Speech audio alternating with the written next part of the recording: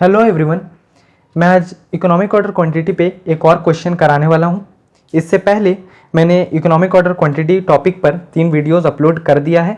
अगर आपने उन वीडियोस को नहीं देखा है तो उसका लिंक डिस्क्रिप्शन में मौजूद है, आप जाएं और उन 3 वीडियोस को ज़रूर देख कर आएँ, ताकि आपका ये वाला वीडियो में जो मैं क्वेश्चन कवर कराने वाला हूँ वो आपको ज़्यादा अच्छे से क्लियर हो। ओके, तो मैं अब इस वीडियो को शुरू करता हूँ। इसमें मैं एक अच्छा क्वेश्चन कराने वाला हूँ जो कि मोस्ट ऑफ द एग्जाम्स में पूछे जाते हैं। तो ये थोड़ा सा ट्रिकी क्वेश्चन होगा और सब क्वेश्चन के मुकाबले में, लेकिन ये कोई बहुत डिफिकल्ट नहीं है।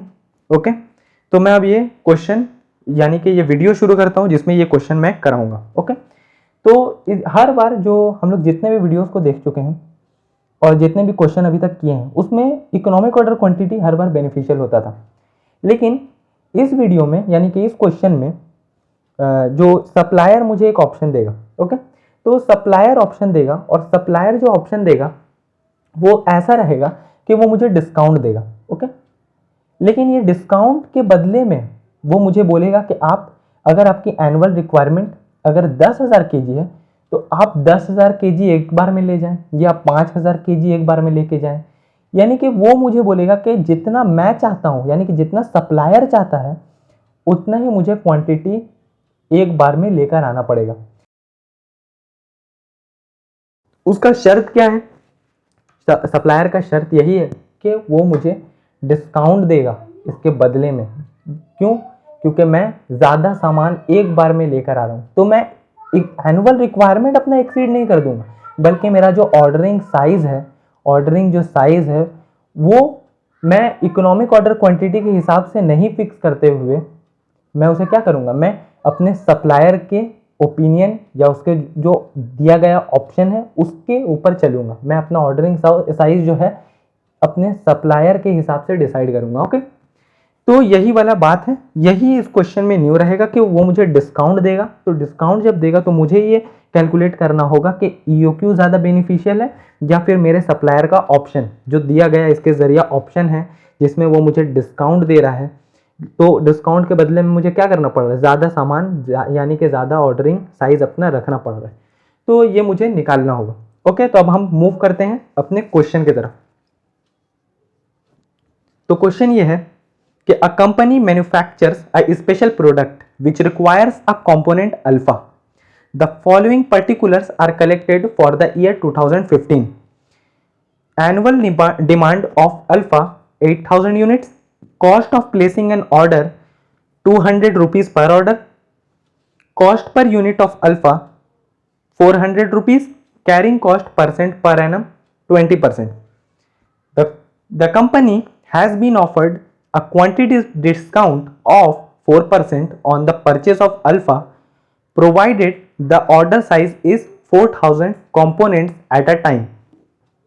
यानी कि इस क्वेश्चन में बोला गया कि एनुअल जो रिक्वायरमेंट है मेरी 8,000 यूनिट्स की, जो कि अल्फा यानी कि एक कंपोनेंट है, खास कंपोनेंट है अल्फा, उसकी एनुअल रिक्वायरमेंट जो है वो 8,000 यूनिट्स है। तो मेरा सप्लायर मुझे बोल रहा है कि सर आप जो है अपना ऑर्डरिंग साइज 4,000 यूनिट्स रख लीजिए और 4,000 करके इस 8,000 यूनिट्स को मंगा लीजिए। बदले में वो मुझे क्या देगा, वो मुझे पर यूनिट पे 4% डिस्काउंट देगा, पर यूनिट पे 4% डिस्काउंट। ओके, तो अब हम ये देखेंगे कि ईओक्यू ज़्यादा अच्छा है यानी कि ईओक्यू ज़्यादा कॉस्ट इफेक्टिव है या फिर मेरे सप्लायर के जरिए दिया गया ऑप्शन। ओके, तो क्या मेरे लिए ज़्यादा बेनिफिशियल होगा ये मुझे देखना होगा। तो इसका सॉल्यूशन जो है मैं नेक्स्ट पेज में रखा हूँ। ओके, अब हम देखते हैं। तो जो मेरी एनुअल रिक्वायरमेंट है जिसको मैं 8 से डिनोट करता हूँ, ये 8,000 यूनिट्स है। ये कौन सा कंपोनेंट है, ये अल्फा है। ओके, 8,000 यूनिट्स है। ऑर्डरिंग कॉस्ट जो इसकी है ये है 200 रुपये पर ऑर्डर। कॉस्ट पर यूनिट है 400 रुपये। कैरिंग कॉस्ट जो है वो 20% of the cost per unit है। यानी कि मैं पहले भी बता चुका हूँ कि जितना मेरे कॉस्ट पर यूनिट है यानी कि मेरा जो एक यूनिट का जो सामान का जो दाम है 400 रुपये, उसके ऊपर मोर और लेस मुझे एनुअली 20% पे करना पड़ रहा है। तो जो आ गया मेरा कैरिंग कॉस्ट 80 रुपये। तो ये मैं क्यों पे कर रहा हूँ, ये मैं बोला था कि अगर क्वेश्चन में बस कैरिंग कॉस्ट ही लिखा रहता है, तो ये आप अजम्पशन ले सकते हैं कि ये रेंट का है, ये इंश्योरेंस चार्जेस का है। ओके, तो ये 80 रुपये आ गया। तो ईओक्यू मैं सबसे पहले आइडेंटिफाई करूंगा, तो इसका मैंने फॉर्मूला लिखा और फिर मैं उस पर सब चीज़ पुट कर दूंगा। 2 इंटू एनुअल रिक्वायरमेंट जो है मेरी 8000 unit into ordering cost per order divide by carrying cost per unit per annum. ठीक है, और फिर मैं इसे आइडेंटिफाई करूंगा। मैं कैलकुलेट किया मैंने, तो ईओक्यू मेरा आया 200 यूनिट्स।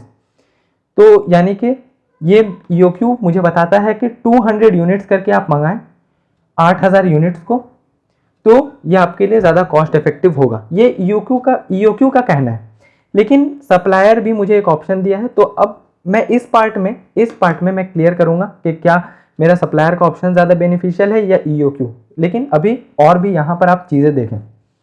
तो इसके बाद हम नंबर ऑफ ऑर्डर्स में आएंगे। तो नंबर ऑफ ऑर्डर्स मुझे कितना देना होगा, इकोनॉमिक ऑर्डर क्वांटिटी अगर मैं फॉलो करता हूँ तो 8000 यूनिट्स डिवाइड बाई 200 जो मेरी एक ऑर्डर की साइज होगी, तो मुझे टोटल 40 ऑर्डर्स देने होंगे। कितने? 40 ऑर्डर्स। लेकिन मेरे सप्लायर ने क्वेश्चन के लास्ट में लिखा था कि अगर मैं अपने मेरे सप्लायर ने मुझे कहा है कि आप 4000 यूनिट्स एक बार में ले जाएं, 4000 यूनिट्स एक बार में ले जाएं।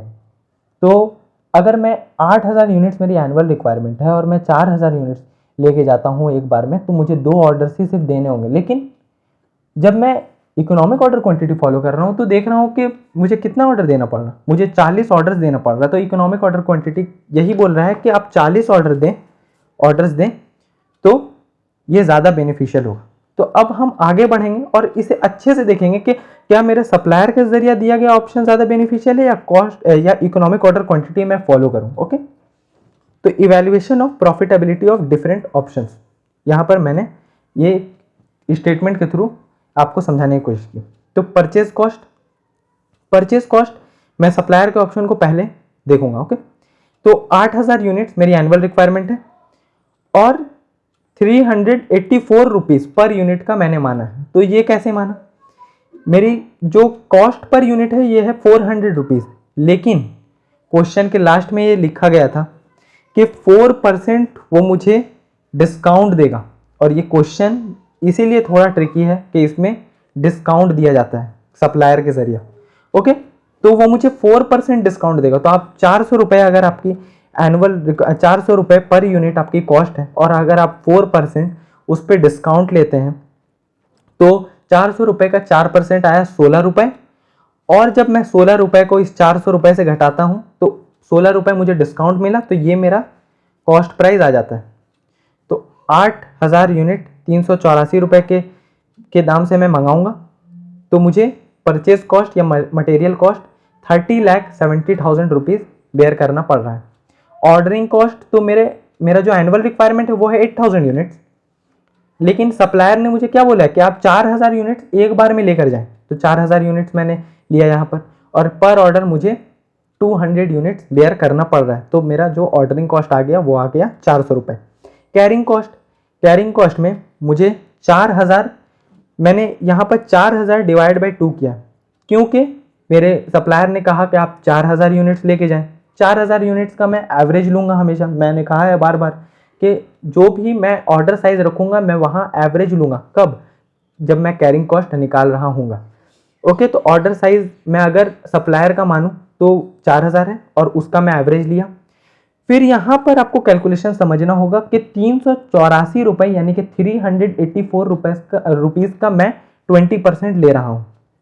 ओके, मैं उम्मीद करता हूँ ये आपको अच्छे से नज़र आ रहा होगा। ओके, मैं 384 रुपीज़ का 20% ले रहा हूँ। क्यों?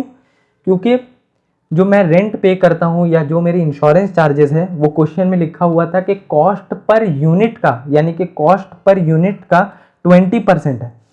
तो मैंने अब मेरा कॉस्ट पर यूनिट जब मैं सप्लायर के हिसाब से चल रहा हूँ तो मुझे 384 रुपये कॉस्ट पर यूनिट बेयर करना पड़ रहा है। तो मैं इसका 20% लूँगा तब वो मेरा कैरिंग कॉस्ट आएगा। मैं पुराने वाले जो प्राइस है 400 रुपये, मैं उसका ही 20% नहीं ले लूँगा। वो मैं तब लूँगा जब मैं इकोनॉमिक ऑर्डर क्वांटिटी निकालूंगा। जैसा कि आप यहाँ देख सकते हैं कि मैंने 80 रुपये वहाँ पर लिया। यहाँ पर जो मैंने जो मेरे सप्लायर ने मुझे डिस्काउंट दिया है उससे जो कॉस्ट प्राइस आया मैं उसका 20% यहाँ कैरिंग कॉस्ट लूँगा। तो मैंने कैलकुलेट किया तो यहाँ आ रहा है 1,53,600। जब मैं इसको पूरा टोटल करूँगा तो मेरी टोटल कॉस्ट आ रही है 32,26,000 रुपीज़। ओके ओके, अब मैं इकोनॉमिक ऑर्डर क्वांटिटी की तरफ मूव करता हूँ। तो मेरी एनुअल रिक्वायरमेंट है 8,000 यूनिट्स। अब मुझे 400 रुपये करके ही बेयर करना पड़ रहा है, यहाँ तो मुझे कोई डिस्काउंट नहीं दे रहा है।